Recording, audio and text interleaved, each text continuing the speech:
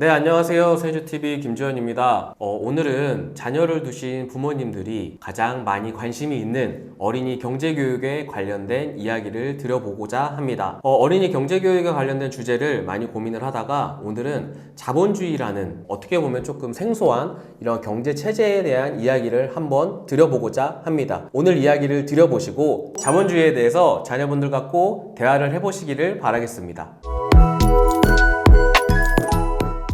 흔히 우리가 자본주의 경제체제 하에서 산다라고 하는 말은 많이들 듣고 있죠. 근데 자본주의라고 했을 때 많은 분들이 가지고 있는 이미지는 어떨까요? 공정하고 막 평등하고 이런 느낌이 드세요? 아니면은 조금은 불평등하고 승자독식 이런 느낌이 좀 드세요? 아마 많은 분들이 후자 쪽에 생각이 강하실 거예요. 과연 그렇다라고 하면 뭐가 문제라서 우리는 좀 자본주의라는 게 불평등하다 라고 생각을 하는지 한번 말씀을 드려볼게요.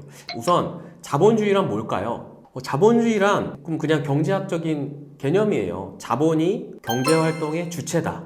경제활동이 일반적으로는 저희가 생산을 하거나 소비를 하거나 여러 가지 투자를 하거나 이러한 부분들이 있는데 결국 그거는 기업이나 근로자로서의 개인, 소비자로서의 개인 이러한 개념이라고 본다면 결국 자본주의라고 하는 건 자본이라는 개념이 경제의 중심 역할을 한다 라고 하는 개념입니다. 저는 이 부분은 한번 꼭 짚고 넘어가고 싶었어요. 왜? 우리가 자본주의에 살고 있거든요. 자본주의라고 하는 건 자본을 잘 활용할 줄 아는 사람들이 만든 개념이에요. 이 개념 자체를 저희가 무시하려고 하시면 안 돼요. 왜 그럴까요? 우리가 바꿀 수가 없어요. 이미 전 세계가 자본주의라는 경제체제 하에 돌아가고 있고 그 자본주의라는 경제체제를 만든 사람들이 이러한 개념들을 세팅을 값을 해놓은 거예요. 게임으로 치면 이미 우리 처음 시작할 때 세팅 값이에요. 이걸 우리가 바꿀 수 있을까요? 없어요. 자본주의라는 거는 저희가 바꿀 수가 없을 거예요. 그렇다라고 하는 건 이 자본주의라는 거를 명확히 알고 이 자본주의 하에서 경제적인 활동을 효율적으로 하기 위해선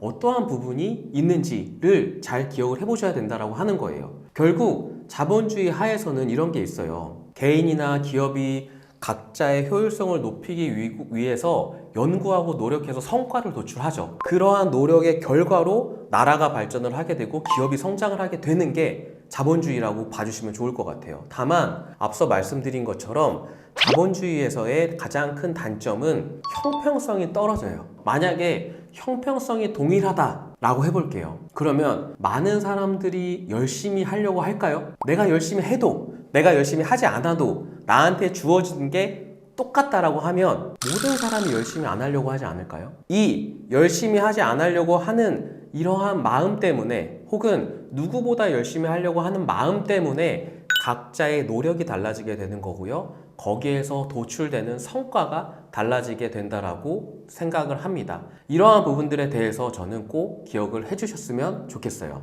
결국 자본주의에 대해서 많이 말씀을 드리다 보면은 많은 분들이 야, 자본주의는 자산 관리를 내가 효율적으로 하면 자본주의를 잘 이해하고 있는 거 아니야? 라고 생각을 하시더라고요. 자산 관리가 뭐죠? 자산 관리는 일반적으로 내가 가지고 있는 돈, 재산, 투자 이러한 것들을 효율적으로 관리하는 거를 일반적으로 이야기합니다. 결국 자산 관리란 내가 가지고 있는 돈을 얼마나 효율적으로 잘 활용을 해서 내 자산을, 내 부를 향상시킬 수 있는지를 잘 관리를 하는지를 자산 관리라고 표현을 합니다. 과연 그렇다라고 하면 우리는 자산 관리를 잘 하고 있는 건지 궁금합니다.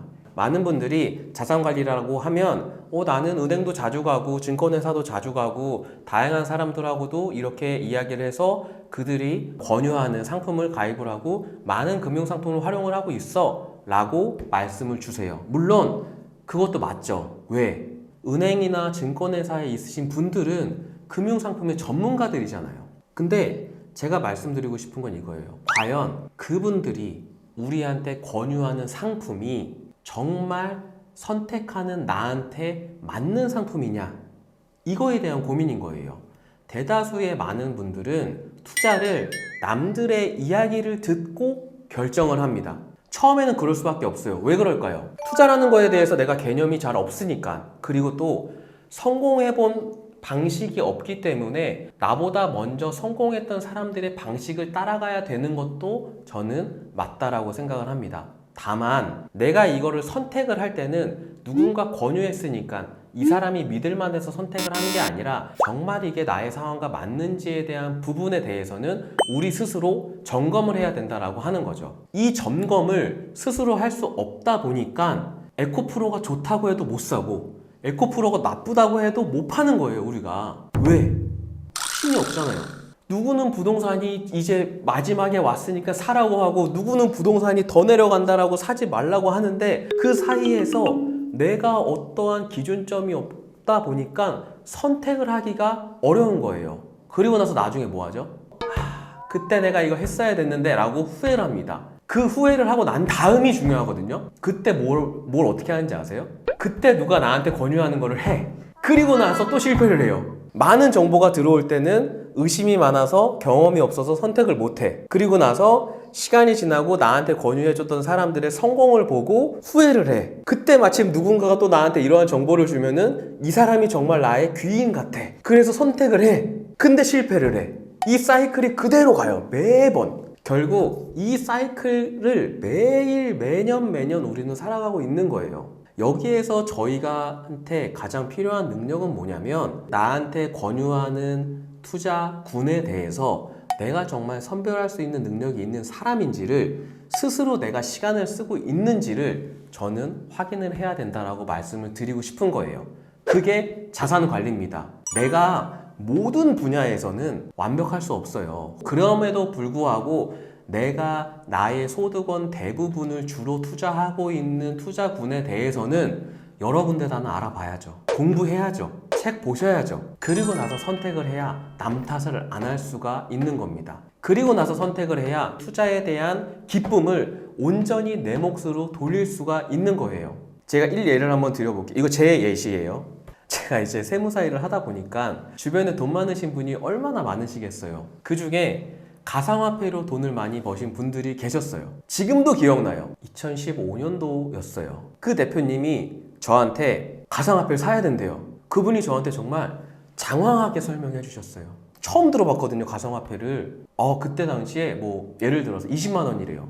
네, 알겠습니다. 그리고 같이 밥을 먹고 나왔어요. 그랬더니 그분이 그게 지금 15만 원이 됐으니 빨리 사라는 거예요. 밥을 1시간 먹고 나왔는데 20만 원짜리가 15만 원이 됐어요. 근데 나한테 빨리 사래요. 근데 저는 되게 보수적인 업무를 하는 세무사잖아요. 제가 어땠을 것 같으세요? 못 사요. 왜? 첫 번째, 가상화폐라는 걸 제가 그날 처음 들었었고, 두 번째, 이거에 대한 개념 자체가 확인이 안 됐고, 세 번째, 제가 하는 업무 자체가 그렇게 큰 리스크를 짊어지지 못하는 업무를 하는 사람이었다 보니까 아무것도 못했죠. 그분 지금 해외에서 굉장히 잘 살고 계시거든요. 그분의 그러한 성공을 또 옆에서 봤어요, 제가. 그래서 한 2년 전인가 3년 전에 가상화폐에 되게 뭐 소액이긴 하지만 어쨌든 투자를 했죠. 투자를 했습니다. 저도 드디어. 우리가 겪었던 그 시행착오를 똑같이 겪고 있는 거예요. 그리고 나서 지금 그 제 가상화폐 잔고는 마이너스 75%입니다. 자, 여기서 제가 말씀드리고 싶은 건 뭐냐면 저는 정말 소액이니까 그래도 지금 여러분들 앞에서 이렇게 말씀드릴 수 있는 거예요. 만약에 그게 저한테 엄청난 큰 금액이었으면 아마 제가 이 자리에 없지 않을까요, 제가? 그 시행착오를 저도 겪었어요. 많이 겪습니다. 어떠한 새로운 분야에 대해서는 계속 겪을 수밖에 없어요. 저는 그 시행착오를 겪고 나서가 더 중요한 것 같아요. 다음에는 똑같은 실수를 반복하지 말아야지. 그럼에도 불구하고 똑같은 기회가 나한테 생긴다라고 하면 더욱더 점검해야지를 저는 꼭 오늘 기억을 해주시기를 바래요. 그래야 우리 아이들이 편하게 살 수 있습니다. 어머니, 아버지, 똑같은 실수를 우리 애들은 하지 말아야죠. 그걸 알려줘야죠. 그게 우리 부모의 역할입니다.